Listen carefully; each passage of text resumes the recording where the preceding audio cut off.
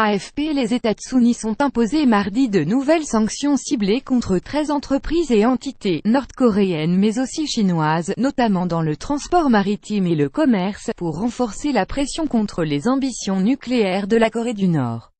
Le président Donald Trump avait désigné lundi la Corée du Nord comme État soutenant le terrorisme et avait promis de nouvelles mesures punitives imminentes pour isoler le régime de Kim Jong-un et le pousser à négocier.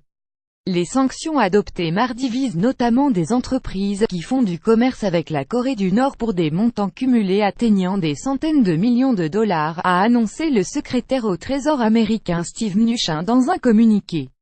Sont ciblées 4 sociétés d'import-export chinoises ainsi que le propriétaire, également chinois, d'une d'entre.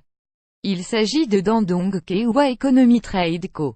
Ltd, de Dandong Xiang Trading Co. Ltd, et de Dandong Hongda Trade Co. Ltd, spécialisée dans l'import-export d'ordinateurs portables et de minerais, et de San Sidong et son entreprise, Dandong Dongyuan Industrial Co.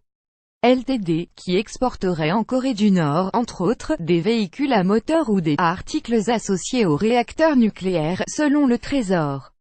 Cette dernière entreprise a également été associée avec des sociétés liées à la fabrication d'armes de destruction massive en Corée du Nord, a-t-il affirmé. Côté nord-coréen, les nouvelles sanctions visent des administrations, agences et entreprises impliquées dans le transport maritime. 20 navires battant pavillon nord-coréen sont aussi épinglés, accusés notamment de participer aux stratégies du régime pour contourner les sanctions internationales imposées par le Conseil de sécurité de l'ONU.